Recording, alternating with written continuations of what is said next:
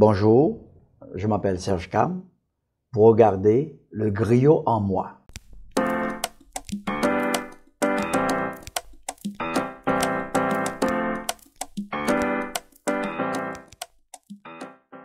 Bonjour, mon nom est Andy Saint-Hilaire et vous êtes sur la chaîne Le Griot en moi. Aujourd'hui, j'ai la chance de rencontrer un écrivain, une personne d'influence de la communauté à Ottawa, mais aussi à Gatineau. Son nom, Monsieur Serge Cam. Serge Cam, bonjour, vous allez bien? Bonjour, je vais très bien. C'est un honneur pour moi de vous recevoir aujourd'hui sur le plateau du Griot en moi.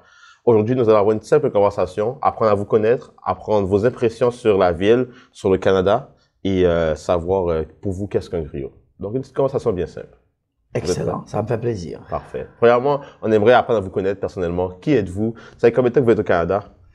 Je suis au Canada depuis le 11 juillet 1970. Vous n'étiez certainement pas né. Non. Parfait. Donc, j'ai passé plus de temps de ma vie ici qu'en Haïti. OK. Mais vous êtes arrivé vers quel âge? J'avais 24 ans. 24 ans. D'accord. Pour vous, quand vous êtes arrivé ici, c'était quoi vos premières impressions? Vous dites que vous êtes arrivé en juillet, donc pas en hiver. Déjà là, c'est une adaptation de mois à faire. Mais vos premières impressions, quelles sont-elles? Moi, en arrivant au Canada, j'avais la certitude, beaucoup plus que l'impression, d'être dans un nouveau monde. Parce que je suis parti d'Haïti sans avoir été prêt à quitter mon pays. C'est après avoir écrit une pièce de théâtre qui dénonce le silence de l'Église face aux injustices qui se répétaient de jour en jour, que j'ai écrit la pièce de théâtre. Et on m'a fait peur. Et le directeur du grand séminaire, car je voulais être prêtre, donc j'ai passé 10 ans au grand séminaire, 4 ans avant mon ordination, j'ai écrit une pièce de théâtre pour dire que ça ne peut pas continuer comme ça. C'est pas possible que dans un pays si beau, qui fut la perle des Antilles, il y a tant d'injustices qui se font et que personne ne se lève pour dire non. Ben, c'est vrai, j'exagérais.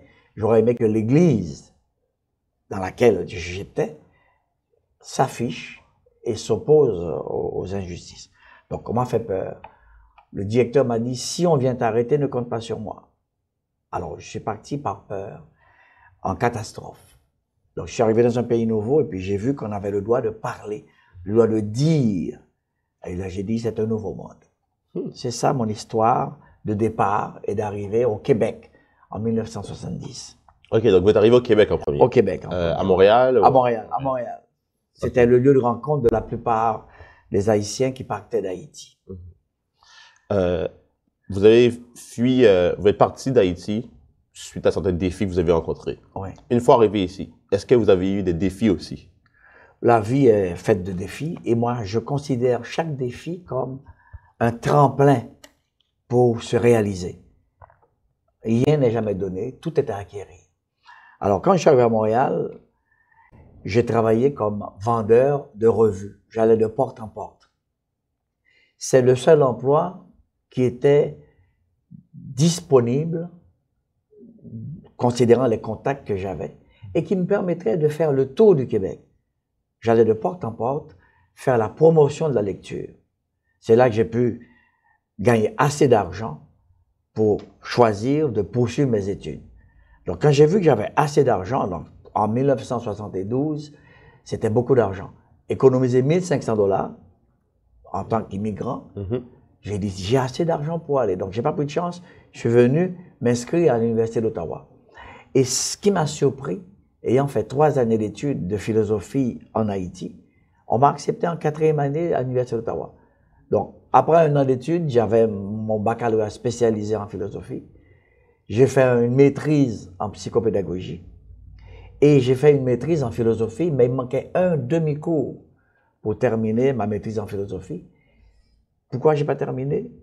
J'ai eu la piqûre d'un sport qui était beaucoup plus attrayant pour moi à cette époque-là que les études pour lesquelles j'avais déjà un diplôme, une maîtrise.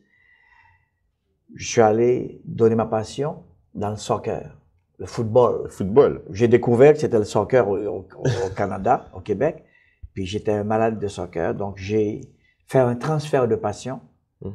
Je suis allé bénévolement à la ville dire que j'avais une pratique de sport qui était importante pour moi en Haïti, le football, le soccer. Est-ce que je peux l'initier ici? Ils m'ont dit oui, mais ils n'ont pas d'argent. Je dis non, je travaille, j'ai mon emploi comme enseignant, je vais le faire bénévolement. Donc pendant 13 ans, à raison de 3-4 jours par semaine, je prenais des jeunes de la rue, parce que je faisais de porte en porte aussi ici en prenant les jeunes de la rue, et j'ai formé une équipe. Donc j'étais le premier à aller à la ville pour dire que je vais instaurer un sport méconnu en 75. Oui. Alors j'ai fait le tour des écoles, j'ai invité des jeunes qui n'avaient aucune idée de ce sport. Et la première année, on était 125, la deuxième année, 300-400. Et puis avec le temps, il manque de terrain. Oui. Il y a tellement de jeunes. Mais c'est vraiment un honneur de rencontrer quelqu'un qui a pu instaurer cette culture sportive du soccer parce que moi-même, j'étais un joueur de soccer. J'étais un joueur même du programme de soccer de Gatineau dans la SH et j'ai joué aussi pour la SG, Association de soccer de Gatineau et de Hull. Donc, c'est vraiment un honneur. Moi, je découvre ça maintenant que vous êtes un de ces créateurs-là. Donc, merci. Oui, mais ce qu'il faut souligner, j'ai pris 16 jeunes qui avaient 9 ans. Je les ai gardés jusqu'à 18 ans. Et ces jeunes ont marqué le soccer dans la région parce que c'est la seule équipe en 85 à avoir remporté une médaille d'or aux Jeux du Québec à Charlebourg. Double A, ça veut dire que c'est pas des jeunes qui étaient forts qu'on a fait jouer avec les plus faibles. Non, ils méritaient leur place. Méritaient leur place. Alors, double A, on a marqué 33 buts en 6 parties. On n'a reçu aucun but d'aucune équipe. Donc, on a marqué 33 buts. La première partie, après 10 minutes, on menait 7-0.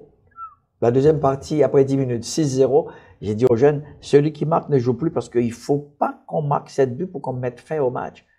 Alors, premier match, 7-0. Deuxième match, 6-0. Troisième match, 6-0. Demi-finale, 6-0. La finale, 2-0. Parce que nos jeunes on avait fauché nos jeunes. On n'était pas invités comme équipe gagnante. On les a surpris. Puis les autres étaient très, très rudes envers nos jeunes. Puis il n'y avait aucun remplaçant. N'empêche qu'on a marqué 2 buts en finale, 33 buts au Campo. Et la ville a reconnu cet exploit. On m'a donné le titre d'entraîneur de l'année. Et je suis rentré dans le temple de la renommée, comme bâtisseur à la ville de Hull. Et après cet exploit, j'ai fait un transfert encore de passion pour l'écriture. Donc, en fait, vous êtes un monsieur avec beaucoup de passion, en fait. Je suis un être de passion. Un être de passion. Oui, j'aime ce terme-là. Oui, oui. Donc, pour vous, c'est plus qu'un travail. C'est exercer une passion. Donc, l'enseignement, le foot, ensuite l'écriture. Pour vous, c'est vraiment vivre de sa passion, si je me trompe. Celui qui est passionné et qui a la chance d'intégrer sa passion dans sa vie devient immortel. Ça veut dire quoi? On laisse des traces. Et c'est ce qu'on souhaite à tous les immigrants. Laisser des traces lumineuses. Parce qu'il y en a qui laissent des traces dont on n'est pas trop fier. Malheureusement. Laisser des belles traces en se dépassant. Moi, chaque fois que j'entrais dans une salle de classe comme enseignant, j'invoquais le premier qui nous a libérés des griffes de l'esclavage. C'est comme une prière pour moi. Nous, notre libérateur, c'était Jean-Jacques Dessalines. Oui. En franchissant le seuil de la porte de ma salle de classe pendant les années où j'enseigne, Dessalines accompagne-moi. Il est avec moi. C'est comme si on est maintenant responsable de cette liberté acquise dans l'honneur et nos comportements devaient traduire cette fierté d'être. Comme j'avais dit à un étudiant une fois, n'importe qui ne peut pas être noir. Il dit comment? J'ai dit, si toi tu avais été noir, je suis pas sûr que tu continuerais, malgré les obstacles, à te réaliser. Donc, c'est une fierté d'être noir, c'est une chance, et tu es responsable de faire briller cette différence qui est dans les deux sens.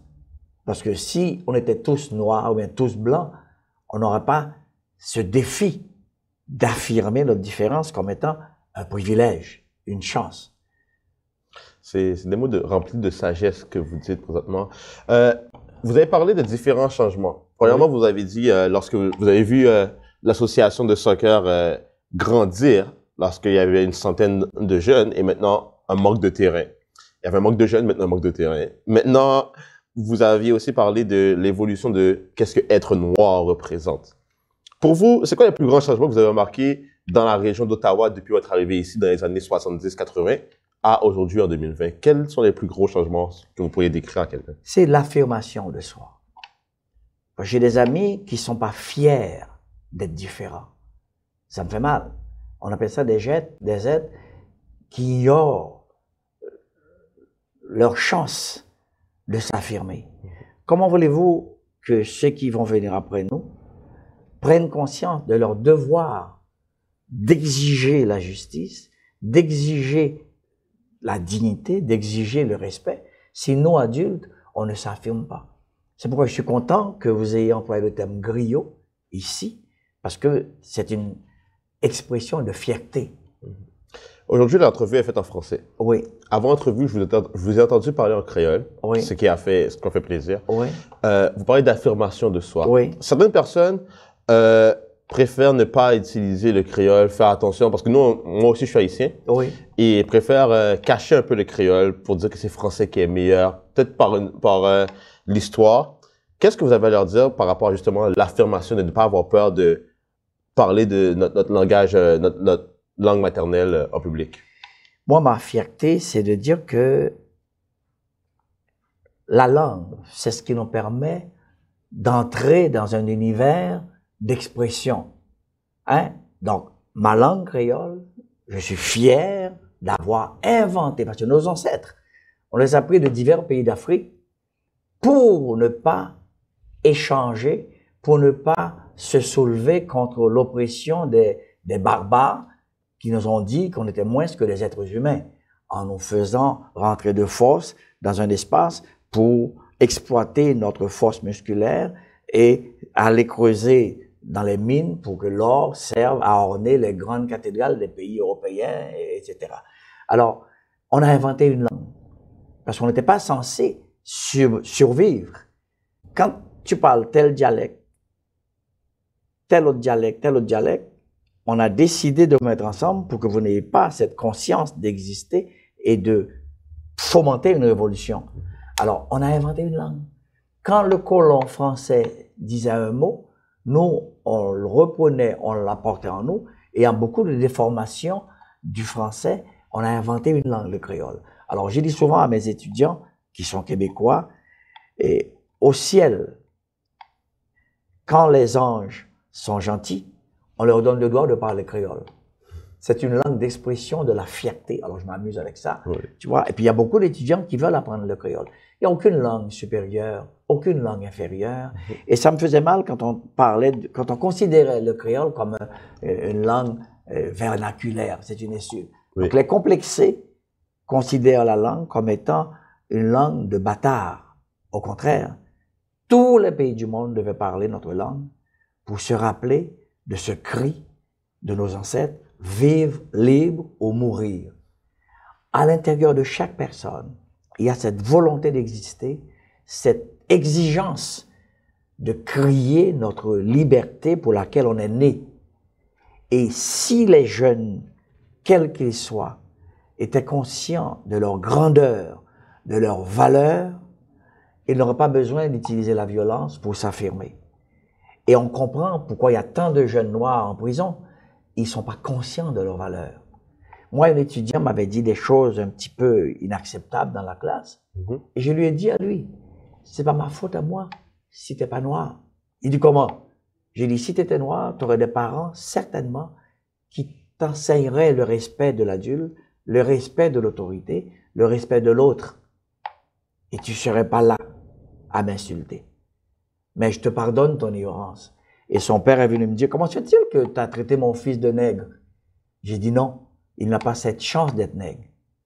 Parce qu'il aurait cette dimension en lui qui donnait le respect de l'autre, quelle que soit sa nuance épidermique, on est des êtres humains. On n'est plus ni plus ni moins. Et notre fierté, c'est de dire à nos enfants, luttez pour affirmer votre différence comme une chance. Et vous êtes responsable de votre nuance épidermique. Soyez-en fiers. Car beaucoup de gens différents n'aurait peut-être pas ton courage de réclamer son droit de vivre. C'est un honneur vous écouter, un privilège, parce que j'entends vraiment des paroles sages, des paroles très inspirantes. Écoutez, on a la chance d'avoir certains items que M. Serge Cam nous a apportés pour parler un peu de son histoire. Donc, on va aller les voir très bientôt. Juste avant, une dernière petite question. Pour la prochaine génération, quel conseil vous donnerez aux gens de la prochaine génération? Le même mot. Soyez fiers d'être vivants. Soyez fiers d'être différents. Parce que la différence, c'est toujours dans les deux sens. Hein? La différence n'est jamais dans un seul sens. Hein? Comme ultimement, pourquoi tu es noir? Parce que je suis pas blanc. Comme on a posé à quelqu'un qui vendait des pommes, pourquoi vos pommes sont-elles rouges, madame? Elle a dit parce qu'elles sont pas vertes. C'est tout. Puis, je suis noir parce que je suis capable de porter cette différence et d'en être fier et de traduire cette fierté par la façon dont je vis. Nous sommes responsables, chaque fois qu'on nous voit, de dire, lui, il est noir et, pas mais, et il est fier d'être porteur de lumière dans un pays où il doit avoir le courage de planter ses racines et de les faire pousser dignement.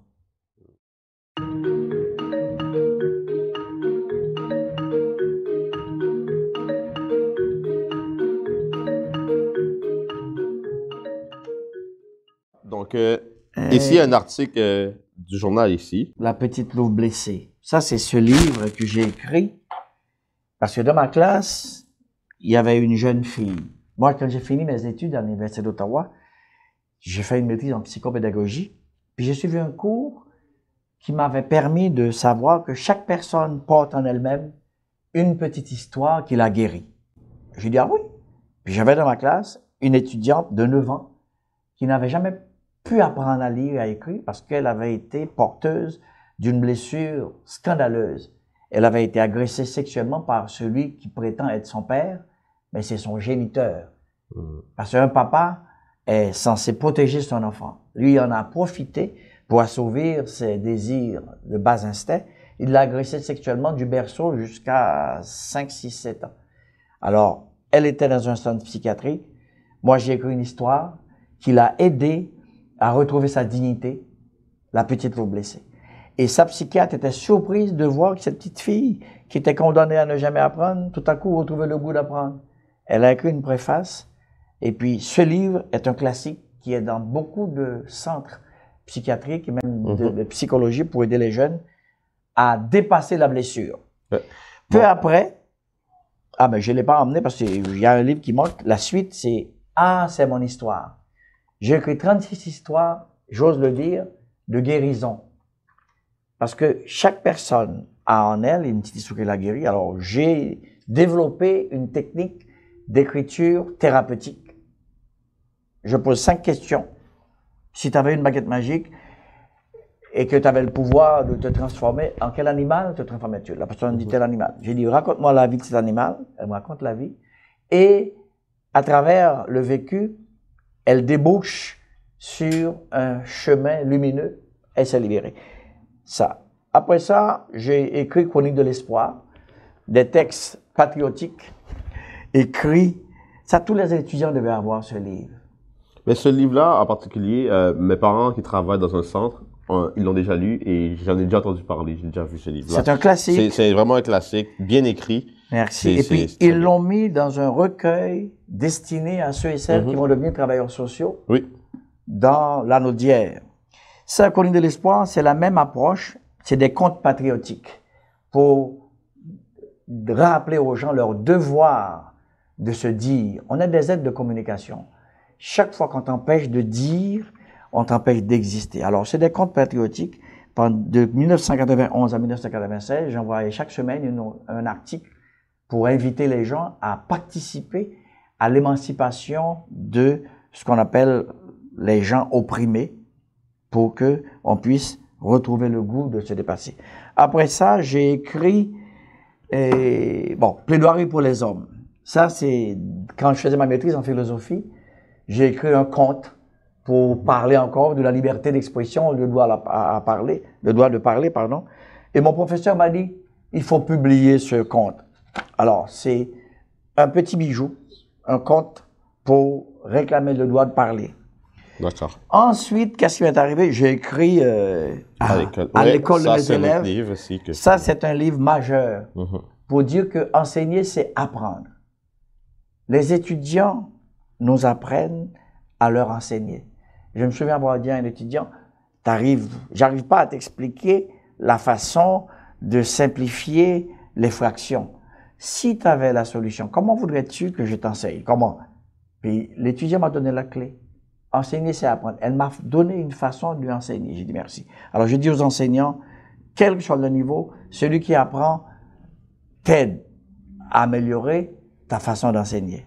Et mon dernier livre, c'est Comment être heureux en amour. J'ai osé raconter ma joie d'avoir rencontré quelqu'un de différent, hein, parce que j'ai épousé une Québécoise, une Blanche, mais j'étais en amour fou avec une Haïtienne. Je l'aurais épousée si ses parents n'avaient pas montré leurs griffes parce qu'ils ont appris des choses qui n'étaient pas fondées. J'ai dit, madame, si tout ce que vous me dites, vous croyez à tout ce que vous me dites dans votre vrai, je suis indigne de votre fille. Elle était parfaite. Mais il y a une qui a été dire que j'ai dit, j'ai fait, puis c'est pas vrai, j'avais rien. J'étais assez sincère pour être en amour avec elle. Alors, j'ai pris mon amour que j'avais placé dans une Québécoise, je l'ai placé dans une fille de chez nous. Jamais vu une fille si belle, si forte, si intelligente, si parfaite. Mais quand la mère m'a humilié, j'ai dit, je ne suis pas digne de votre fille. Alors, je suis retourné à elle et je l'ai rencontrée, la Québécoise, le 3 mars 1971. On est mariés le jour et l'année où j'aurais été ordonné prêtre si j'étais resté au séminaire. Donc, j'ai 46 ans de mariage, j'ai 3 belles filles et j'ai 5 petites filles. Ça, c'est une bénédiction. J'ai 3 filles et 5 petites filles. J'aurais aimé avoir un garçon, mais je suis pas sûr qu'il y aurait de la place chez moi pour un garçon. Je suis fier d'être le seul garçon dans mon environnement. Vous avez le monopole. Le monopole. OK, c'est beau. Ça. Mais mes filles m'ont appris à être papa. On a des géniteurs, on a des pères, mais les enfants souhaitent avoir des papas. Des gens qui les respectent et qui les aident à développer leur plein potentiel. J'ai roulé pendant des années des vieilles bagnoles, des voitures de 500-600 piastres, pour permettre à mes enfants de poursuivre leurs études si elles avaient le goût et la compétence. Et les 3 ont pu poursuivre leurs études. Et maintenant, ce que je fais, comme je suis à la retraite, après les journées les journées d'école de mes petites filles, je vais les chercher à l'école, je les emmène à la maison et je les aide à développer leurs aptitudes. C'est ça, à vivre. Très noble, très noble. Et j'ai eu la chance d'avoir été... Puis-je? Oui. Admis au temple de la renommée de la ville de Hall comme bâtisseur. Parce que c'est moi qui ai fait le tour des écoles en 1975-76 pour inviter les jeunes à pratiquer un sport dont je suis malade, le soccer, le football. Au début, il y avait, comme j'ai dit, 100 jeunes, après ma tournée des écoles, après 200, 300, et le maire de Hall, à la demande de Serge Cam, a construit un terrain sur Saint-Rédempteur qui a coûté 400 000 $, parce qu'il y avait tellement de jeunes et on voulait un terrain à notre niveau.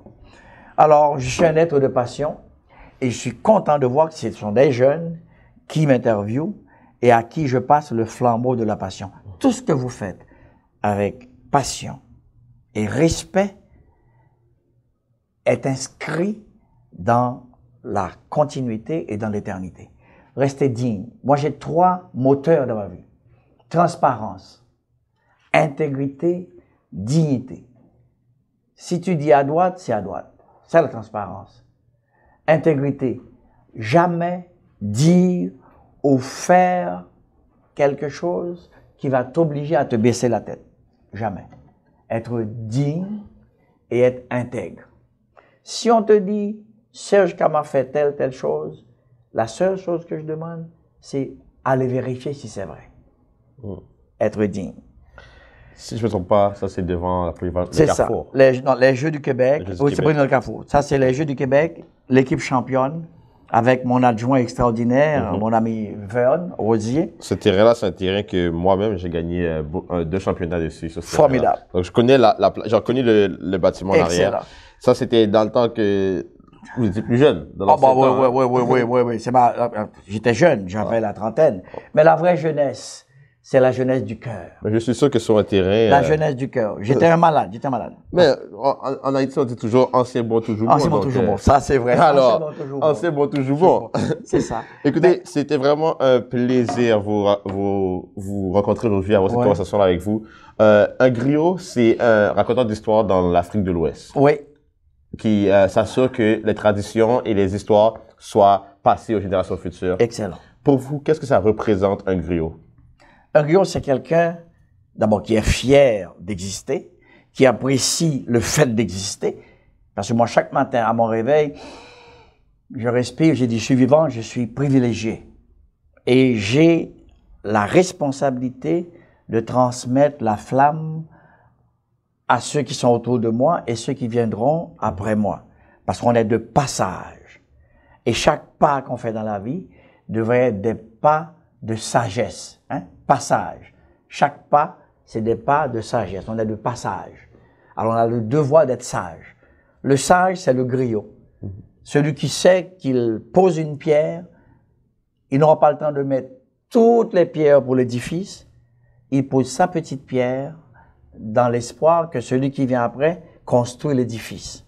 Alors, merci pour cette invitation et je suis content que ce soit des jeunes comme vous qui soient sensibilisés et intéressés à dire aux anciens merci d'avoir pavé la route et nous nous engageons à poursuivre notre chemin dans la dignité, dans le respect des autres et de soi et on va être intègre, être vrai. Tu vois, c'est un devoir, être vrai. Alors, merci beaucoup. Merci énormément. Je suis content de savoir qu'il y a des jeunes comme vous dans la région. Merci infiniment. Merci beaucoup d'avoir suivi cette vidéo. Mon nom, c'est Andy Saint-Hilaire. N'hésitez pas à vous abonner à la chaîne pour d'autres vidéos. Et n'hésitez pas à like et subscribe la vidéo. Merci beaucoup. Bonne journée. Merci beaucoup.